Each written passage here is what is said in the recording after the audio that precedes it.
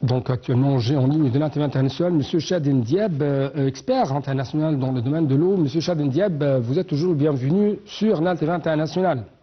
Bonjour, vous allez bien? J'espère que vous allez bien. Oui, Madame Chadden Diab, pardonnez-moi. Il n'y a pas de problème. Toujours vous êtes la bienvenue sur l'Internet international et permettez-moi de vous poser cette question. Comment, tout d'abord, vous avez trouvé l'importance de cette conférence de l'eau, la semaine de l'eau ici au Caire, et comment vous lisez les différentes dimensions de cette semaine? Il faut se dire que le sommet aujourd'hui qui a commencé au Caire sur la semaine de l'eau, elle est hyper importante, spécialement dans les conditions que nous vivons. On voit aujourd'hui qu'il y a une crise climatique au niveau international. La COP va bientôt tiendra dans quelques semaines pour poursuivre un petit peu ce débat sur le changement climatique. Et en même temps, l'eau, elle est liée aux problématiques changement climatique. Je veux dire que le Caire et l'Égypte jouent un rôle important dans le continent africain concernant les problématiques liées aux ressources en eau, tout ce qui se passe que demain et aujourd'hui, nous avons un réel besoin de ce dialogue qui va permettre au continent africain de se positionner sur cette question, l'eau et les liens avec le changement climatique et l'adaptation dans l'avenir. Oui, oui. Donc, comment, par exemple, à travers la semaine de l'eau, nous pouvons arriver à faire face à ce changement climatique qui frappe le monde entier et comment cette conférence peut vraiment arriver à des solutions innovantes? Il faut dire que par rapport au sujet que vous avez proposé, vous avez abordé, il y en a plusieurs points. Premier point, c'est aussi la sécurité environnementale. Oui. Ce qui veut dire qu'aujourd'hui, la sécurité liée à la crise géopolitique liée à l'eau, il frappe en plein fouet plusieurs pays. Et pour ça, en fait, l'exploitation de ressources en eau, qui peut être par rapport à une vraie justice environnementale et climatique, va se poser sur la table de discussion, l'échange, spécialement par rapport au continent africain. Le deuxième point qui m'apparaît aussi important, c'est l'utilisation de l'innovation.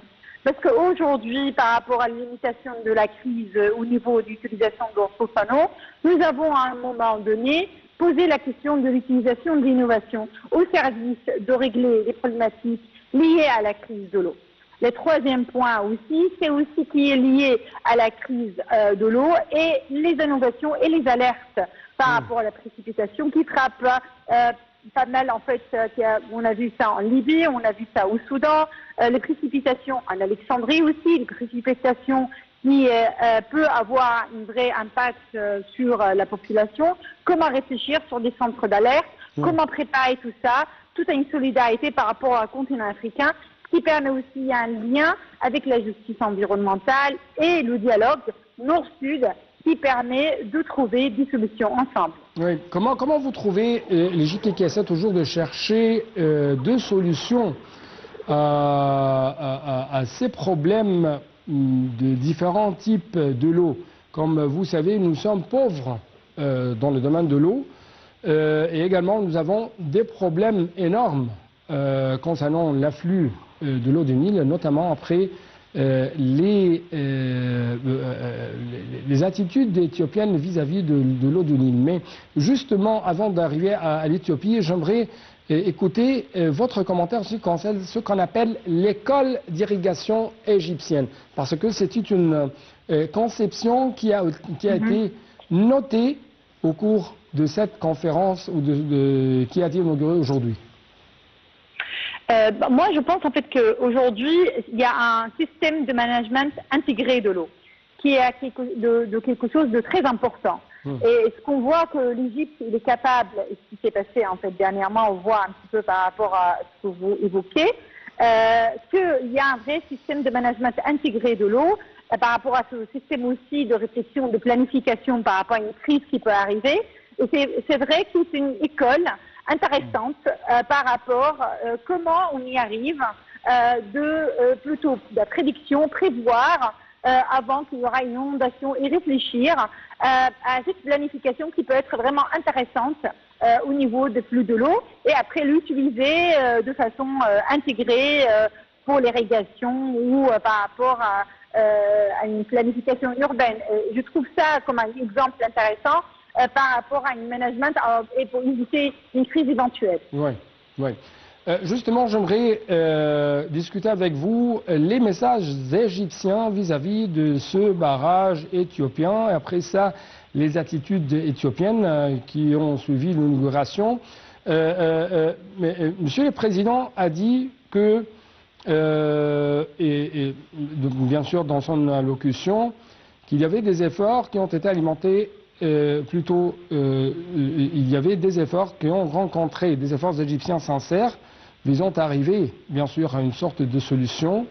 Mais ces efforts ont rencontré une intransigeance qui ne peut s'expliquer que par un manque de volonté politique et une tentative d'imposer un fait accompli, motivé par des considérations politiques étroites et éloignées des besoins réels de développement. Ces efforts ont également été alimentés par de fausses revendications de souveraineté exclusive sur le Nil, alors qu'en réalité, le Nil est la propriété partagée de tous les États riverains, une source collective et non monopolistique.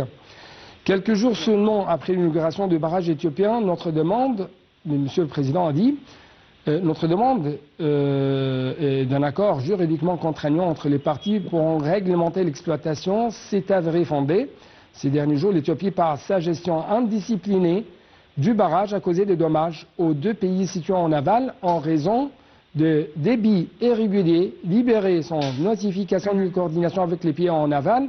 Il est donc inévitable que la communauté internationale en général, le continent africain en particulier, s'oppose à ces actions irresponsables de l'administration éthiopienne et garantisse la régulation des débits du barrage en cas de sécheresse et d'inondation dans le cadre de l'accord recherché par les pays en aval. C'est la seule façon de parvenir à un équilibre entre le développement réel des pays en amont et la prévention des préjudices pour les pays en aval. Comment vous avez lu de tels messages égyptiens lancés à l'inauguration de la semaine de l'eau du Caire?